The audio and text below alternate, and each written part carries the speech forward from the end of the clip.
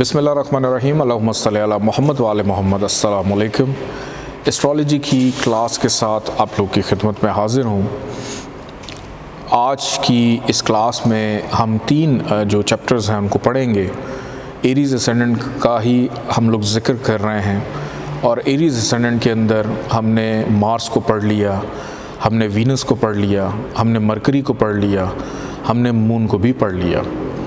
आज हम तीन टॉपिक्स को डिस्कस करेंगे जिसमें सन यानी sun in all houses in Aries ascendant, Jupiter in all houses in Aries ascendant and Saturn in all houses in Aries ascendant.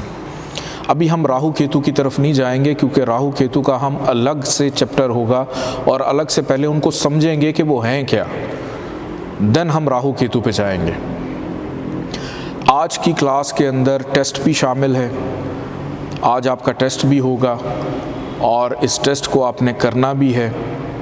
Test के क्या क्राइटेरिया होगा वो इस लेक्चर के एंड में आप लोगों को बताया जाएगा। टॉपिक है सबसे पहला, सन को हम देखेंगे एरीज़ असेंडेंट के अंदर कि मार्स ने सन को दिया हुआ है 5th हाउस, 5वां घर। गुड प्लैनेट्स के accordingly sun and Mars both are friendly और सन के पास मूल त्रिकोण का एक अच्छा घर है। सन इस जायचे के अंदर एक पॉजिटिव प्लैनेट है, बेनिफिशियल प्लैनेट है। जहाँ जाएगा, जहाँ बैठेगा, जहाँ देखेगा वहाँ पर फ़ायदे देगा, अच्छाई देगा। लेकिन कुछ ऐसी कंडीशंस हैं जहाँ पर सन ख़राबी भी देगा। वो क्या हैं, किस तरह से हैं, उन्हीं चीज़ों को हमने समझना है और आगे चलना है। एरीज़ असेंडेंट के अंदर सन अगर आकर बैठ जाता है जायचे के 1st हाउस में, आप सब ने शर्फ और हबूत का टॉपिक पढ़ा हुआ है। अब ये चीज़ें आपको फ़ौरन याद होनी चाहिए कि बार बार जैसे ही जो प्लैनेट जिस पोजीशन पर है आपको ये मालूम हो जाना चाहिए कि वो शर्फ का है या हबूत का है। एरीज़ असेंडेंट के अंदर पैदाइशी तौर पे अगर सन आकर बैठ जाए जायचे के पहले घर में, नंबर 1 जहाँ पे लिखा है एरीज़ में, तो यहाँ पर सन को शर्फ मिलता है, यानी सन एक्सॉल्टेशन का हो जाता है, उच्च का हो जाता है, शर्फ का हो जाता है। अब सन यहाँ पे बाउंड है अच्छे असरात देने के लिए। मालिक है किसका? अक्ल का, औलाद के सुख का, अनसर्टेन गेन का। लेकिन लेकर के आया है अपने अंदर, वजूद में क्या रखता है? एडमिनिस्ट्रेटिव क्वालिटीज़, रोब, दबदबा, बड़ापन, वालिद वाला किरदार, बड़ापन। कि पहले घर में डिग्री वाइज इसकी ताकत आप ज़रूर देख लीजिएगा कि पहले घर में अगर सन मौजूद हो तो साहिब जायचा, एरीज़ असेंडेंट की बात कर रहा हूँ, तमाम जायचों की बात नहीं कर रहा, तो साहिब जायचा एक रोबदार शख्सियत होती है।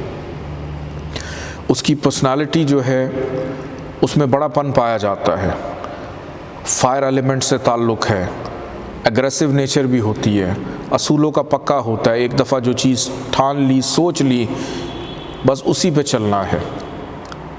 अपने मामलात को अपने अंदाज से लेके चलना है, दुनिया के पीछे नहीं लगना, दुनिया को अपने पीछे लगाना है। सूरज जब निकलता है तो सूरज तब सबको एनर्जी देता है। तो अब यही कंडीशन एरीज़ असेंडेंट में भी है कि साहिब जायचा ये कभी नहीं चाहेगा कि मुझे किसी के आगे हाथ फैलाना पड़े, मेरा हाथ देने वाला रहे ना कि मेरा हाथ लेने वाला हो। और यहाँ से बैठकर सन नज़र डाल रहा है 7वीं 7th हाउस पे, तो अज़दवाजी ज़िंदगी के मामलात में भी बेहतरी रखेगा। पॉजिटिव प्लैनेट है, पार्टनरशिप के अंदर भी बेहतरी रखेगा, रोज़मर्रा की इनकम आमदन में भी बेहतरी को पैदा करेगा। लेकिन मैं फिर से कहूँगा डिग्री वाइज इसकी ताकत ज़रूर देख लीजिएगा। नेक्स्ट हाउस की बात करते हैं। सन अगर आकर बैठ जाता है जायचे के 2रे घर में, मालिक है 5वें घर का। 2nd हाउस में सन का आना फाइनेंशली तौर पे चीज़ों में बेहतरी को पैदा करता है, फाइनेंशली तौर पे सेविंग को जनरेट करता है, फैमिली के साथ ताल्लुकात को बेहतर रखता है और फैमिली में किरदार को बड़ा कर देता है कि आपकी ये छोटी है लेकिन आपके मशवरे की, आपकी गुफ्तगू की अहमियत होगी यहाँ पे। आपकी कही हुई बात की अहमियत होगी, लेकिन एक खराबी ज़रूर पैदा करेगा, और वो ये है क्योंकि फायर एलिमेंट है तो लहजे में तलखी होगी। हो सकता है आवाज़ भारी हो, बारीक आवाज़ ना हो, चाहे मेल हो चाहे फीमेल हो। और यहाँ से बैठ के नज़र डाल रहा है 8वें घर पे नाउमीदी, मायूसी, हर्डल्स, मुश्किलात को अपनी अक्ल, अपनी हैसियत, अपनी ताकत, अपने ताल्लुक़, अपने रिलेशंस को इस्तेमाल करते हुए दूर करना। कि इस कंडीशन में ज़रूरी नहीं कि आप हाथापाई के लिए खुद जाएं, अपने काम करने के लिए खुद जाएं। आप अपने ताल्लुकात को इस्तेमाल करके, पैसे का इस्तेमाल करके भी चीज़ों को ठीक कर सकते हैं। और औलाद का भी मालिक है, तो यहाँ पर ये भी चीज़ होती है कि औलाद होने के बाद भी धन दौलत में इजाफ़ा होना। नेक्स्ट हाउस की बात करते हैं। सन अगर जाकर बैठ जाता है जायचे के तीसरे घर में, अब यहाँ पर नीम नहज़ घर हार्डशिप के घर में चला गया। अक्ल, मोहब्बत, प्यार, इल्म, पढ़ाई, ये तमाम की तमाम चीज़ें कहाँ चली गई हैं? हार्डशिप के घर में। अब इन तमाम चीज़ों के अंदर हार्डशिप को पैदा करेगा, फजूल की मेहनत को जनरेट करेगा। बच्चे जैसे जैसे होते जाएंगे ज़िम्मेदारी बढ़ती चली जाएगी। पहले छोटे बहन भाइयों की ज़िम्मेदारी थी, अब औलाद की ज़िम्मेदारियों से जान नहीं छूटेगी। हर वक्त दिमाग पे ये खप्त सवार रहेगा कि मैंने ज़िम्मेदारियाँ अपनी पूरी करनी हैं जिन जिन का ताल्लुक़ सन के साथ है। और यहाँ से बैठ के नज़र डाल रहा है 9th हाउस पे, तो अपने नसीब को भी जनरेट करने के लिए उसको स्ट्रगल करनी पड़ेगी। वालिद के साथ ताल्लुकात में डिस्टर्बेंस को पैदा करेगा, क्योंकि एक अग्रेसिव प्लैनेट भी है जो इसकी ख़राब नहीं है। यानी मैं ये नहीं कहूँगा कि सन जो है वो बज़ाते ख़ुद, या मार्स जो है जो बज़ाते ख़ुद जो है वो लड़ने झगड़ने वाले से आ रहे हैं। इनकी फ़ितरत में ये शामिल है, इनकी फ़ितरत में शामिल है। जैसे एक बिच्छू होता है या सांप होता है, उनकी फ़ितरत में शामिल है डंग मारना। तो इसका ये कतन मकसद नहीं है कि आप जो हैं वो सांप से या बिच्छू को जो है वो पालना छोड़ दें। मैं एक मिसाल दे रहा हूँ जो कि बड़ी एक अजीब सी मिसाल लग रही है।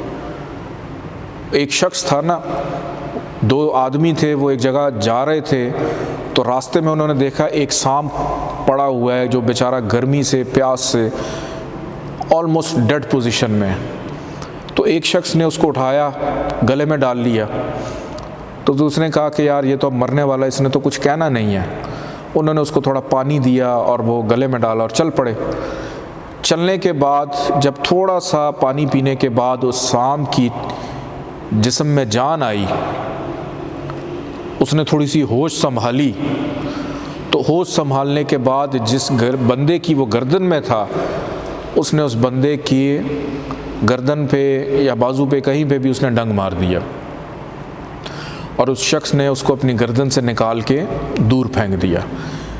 तो दूसरे शख्स ने एकदम उसको बोला कि जब तुम इसको गले में डाल रहे थे तो उस वक़्त मुझे ये ख्याल आया था कि ये कहीं तुम्हें डंग ना मार दे। अब जिस शख्स को डंग पड़ा वो आगे से मुस्कुराया और बोला, कहता है ये उसने मुझे डंग नहीं मारा, ये उसका शुक्रिया अदा करने का तरीका था, क्योंकि ये उसकी फ़ितरत में शामिल है, तो उसने मुझे शुक्रिया अदा किया है। तो इसी तरह मार्स और सैटर्न जो हैं, आप ये मत सोचिए कि ये बड़े एग्रेसिव होते हैं, ये इनकी नेचर में शामिल हैं, आग है, फायर एलिमेंट्स हैं। नेक्स्ट हाउस की जानिब बढ़ते हैं। सन अगर आकर बैठ जाए जायचे के 4th हाउस में, 4th हाउस में सन का आना पॉजिटिव होता है ज़मीन, जायदाद, प्रॉपर्टी के लिए, माँ के साथ प्यार मोहब्बत के लिए, माँ का बेतहाशा ख्याल रखने के लिए। और यहाँ से नज़र डाल रहा है 10th हाउस पे, करियर के मामलात में भी पॉजिटिविटी को पैदा करता है। सन अगर आकर बैठ जाए पैदाइशी तौर पे मौजूद हो 5th हाउस में, अब अपने ही घर में ओन साइन का, तो यहाँ पर सबसे पहले मेल प्लैनेट है, बेटे का योग बनाया, अक्लमंद बनाता है, इंटेलिजेंट बनाता है, मोहब्बत के अंदर शदीद मोहब्बत को पैदा करता है, औलाद की वफ़ादारी, औलाद की फर्माबरदारी, औलाद के लिए बेतहाशा मोहब्बत, इल्म हासिल करना, असातिज़ा की खिदमत करना, असातिज़ा का अदब, और यहाँ से नज़र डाल रहा है 7वीं 11th हाउस पे, ख्वाहिशात का पूरा होना, काम काज कारोबार का मुनाफा मिलना, अच्छे दोस्त बनना, सोशल सर्कल अच्छा होना। नेक्स्ट हाउस की जाने बढ़ते हैं। सन अगर पैदाइशी तौर पे बैठा हो छठे घर में तो यहाँ पर सन ख़राब हो जाता है, क्योंकि नहस घर में चला गया है।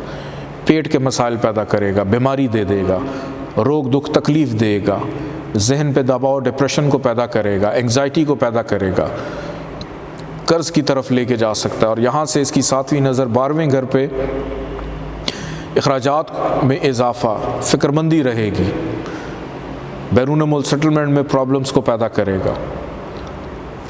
नेक्स्ट हाउस की जाने बढ़ते हैं। सन अगर आकर बैठ जाए 7th हाउस में एरीज असेंडेंट में, तो यहाँ पर एक ख़राबी पैदा होती है, और वो ये है कि सन अब लिब्रा में आ गया।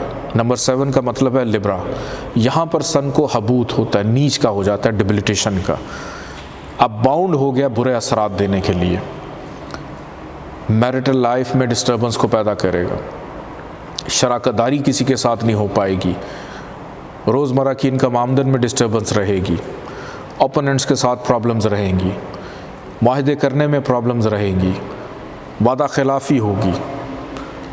लेकिन एक यहाँ पे योग बनाता है, और वो योग ये बनता है कि मैरिटल लाइफ में तो भले प्रॉब्लम है, लेकिन 5th हाउस का लॉर्ड अगर 7th हाउस में चला जाए, या 7th हाउस का लॉर्ड 5th हाउस में मौजूद हो, या आपस में इनकी नज़रें बन रही हों, तो ये मोहब्बत की शादी का योग बन जाता है। 5वां घर मोहब्बत है, 7वां घर शादी है, कि मोहब्बत मुंतहा होती है शादी पे जाके। तो यहाँ पर मोहब्बत की शादी का योग बनाते हैं। अब बाद में जो भी ख़राबी है वो तो बाद में देखना है, लेकिन शादी के लिए जो है अव्वलीन तरजीह होती है कि जी मोहब्बत की शादी होगी तो फिर करनी है। और यहाँ से बैठकर नज़र डाल रहा है 7वीं लगन पे, तो साहिब जायचा को भी एग्रेसिव करते हुए उसकी पर्सनालिटी में कॉन्फ्लिक्ट को पैदा करेगा। नेक्स्ट हाउस की जाने बढ़ते हैं। सन अगर बैठा हो जायचे के 8वें घर में, यहाँ पर सन नाउमीदी, मायूसी पैदा करता है, और जो लोग जॉब्स करते हैं उनका दबाव बढ़ जाता है, इल्लीगल एक्टिविटीज़ का इंसान शिकार हो जाता है, रिश्वत करप्शन की तरफ चला जाता है, हादसात, तकलीफ़, पेन के एक तो होता है ना हादसा, और चोट लगने के बाद वो जो तकलीफ़ आपके जिस्म में यूँ फैलती है करंट की तरह, उस तकलीफ़ का जो दर्द है वो मिलना, क्योंकि अक्ल का मालिक है जाके वहाँ बैठा हुआ है। और यहाँ से नज़र डाल रहा है 7वीं दूसरे घर पे, विरासती मामलात में प्रॉब्लम्स को पैदा करता हुआ ख़ानदानी मामलात को भी डिस्टर्ब करेगा। इंसान की गुफ्तगू दूसरों को तकलीफ़ पहुँचाने वाली होगी, क्योंकि दूसरे घर पे नज़र डाल रहा है। अखराजात, सेविंग को डिस्टर्ब करेगा। नेक्स्ट हाउस की जाने बढ़ते हैं। सन अगर आकर बैठ जाए 9th हाउस में, कि मोल तरकोन का मालिक मोल तरकोन में मौजूद हो और अच्छी जगह पे हो, तो ये भी एक अच्छा योग होता है। यहाँ पर सन साहिब जायचा को खुशबख्त खुश नसीब करता है, वालिद के लिए भी और अपनी ज़ात के लिए भी। आला तालीम, मज़हब से लगाव, नींद पुरसुकून रहना, अपनी सेहत के लिए एक्सरसाइज, वर्जिश की तरफ जाना, एक्टिव रहना, एनर्जेटिक रहना, फ़ॉरेन ट्रैवलिंग, बैरून मुल्क सफ़र, आना जाना लगा रहेगा। और यहाँ से 7वीं नज़र इसकी पड़ रही है तीसरे घर पे, मेहनत का सिला मिलना, ज़िम्मेदारियों का सिला मिलना। नेक्स्ट हाउस की बात करते हैं कि सन अगर आकर बैठ जाता है जायचे के 10वें घर में, यहाँ पर मौजूद हो पैदाइशी तौर पे, तो यहाँ पर सबसे पहला काम ये होता है कि सन को डायरेक्शनल स्ट्रेंथ मिलती है। सन यहाँ पे दिशाबल होता है। दिशाबल होने के साथ साथ चूँकि मूल तरकोन का मालिक है, केंद्र में आ गया है, एक अच्छी जगह पे बैठा है, तो अपनी दिशा अंतर दिशा में काम काज कारोबार में अनसर्टेन गेन दिलवा सकता है। और एडमिनिस्ट्रेटिव क्वालिटीज़ का मालिक है, हकूमती इदारों का मालिक है, कि साहिब जायचा लड़का हो या लड़की हो, कोई ऐसा काम करेंगे जिसका ताल्लुक़ हकूमती इदारों से होगा, या ख़ुद भी किसी अच्छी ऐसी हकूमती पोस्ट पे बैठ सकता है, जैसे CSS करके बैठ जाते हैं, मिनिस्टर्स बन जाते हैं, पॉलिटिशियन बन जाते हैं, सियासत में लगाव होता है, एक मुल्क को चलाने के लिए जो दिलचस्पी होती है उसको भी बढ़ा देता है, इदारों के साथ अटैचमेंट हो जाती है, हकूमती इदारों के साथ। और यहाँ से बैठकर नज़र डाल रहा है सातवीं चौथे घर में ज़मीन जायदाद, प्रॉपर्टी, घर का सुख, माँ का सुख, वो तमाम चीज़ें मुहैया करना जो एक इंसान को अपने घर में चाहिए होती हैं। अच्छी गाड़ी होना, अच्छी सवारी होना। नेक्स्ट हाउस की जाने बढ़ते हैं। सन अगर मौजूद हो 11th हाउस में, तो यहाँ पर सन एक तो अपने घर पे नज़र डाल रहा है, 5वें घर पे बेटे का योग बनाएगा। 11th हाउस में है, ख्वाहिशात को पूरा करेगा, काम काज कारोबार का मुनाफा अपनी दशांतर दिशा में देगा, ट्रांजिट में भी आएगा या नज़र बनेगी तो फ़ायदा देगा। डिग्री वाइज अगर अच्छी पोजीशन पे हो, अच्छे दोस्त, मुखलिस दोस्त, सोशल नेटवर्किंग अच्छी, हमराज अच्छे, छोटी मोटी बीमारी जल्द रफ़ा दफ़ा हो जाएगी, मोहब्बत में आसानी रहेगी, तालीमी एतबार से इंटेलिजेंट, अक्लमंद होना, मेमोरी का शार्प होना, छठी हिस्स का तेज़ होना।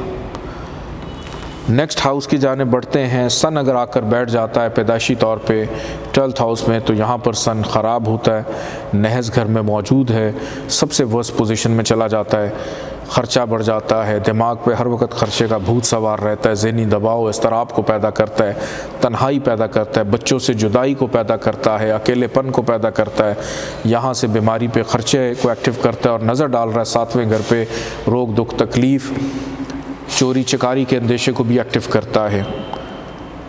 तो इस कंडीशन में शम्स का सदका देना अहम हो जाता है। शम्स अगर ज़ायचे के पहले घर में हो, दूसरे घर में हो, चौथे में हो, 5वें में हो, 9वें में हो, 10वें में हो और 11वें में हो, तो इसका स्टोन याकूत लेकर पहना जाता है। आप पहन सकते हैं, लेकिन अगर सन तीसरे में हो, छठे में हो, 7वें में हो, 8वें में हो और 12वें घर में हो, तब इसका स्टोन कैरी नहीं किया जाता, क्योंकि ये ख़राब कंडीशंस होती हैं इसकी। अब सन कम्बस्ट होता नहीं है, गरूब नहीं होता, तो अगर डिग्री वाइज ये 0 पे भी है, तो तब भी आपने ये तजर्बा नहीं करना कि इसको स्टोन पहना दे। इसके बहुत सारे अल्टरनेटिव्स होते हैं। इंशाल्लाह जब हम रेमेडीज़ के चैप्टर पे जाएंगे तो उसमें इंशाल्लाह मैं आपको सन की रेमेडीज़ भी बताऊंगा। अब हम नेक्स्ट टॉपिक की जाने बढ़ते हैं। हमारा जो नेक्स्ट टॉपिक है, Jupiter in all houses in Aries ascendant.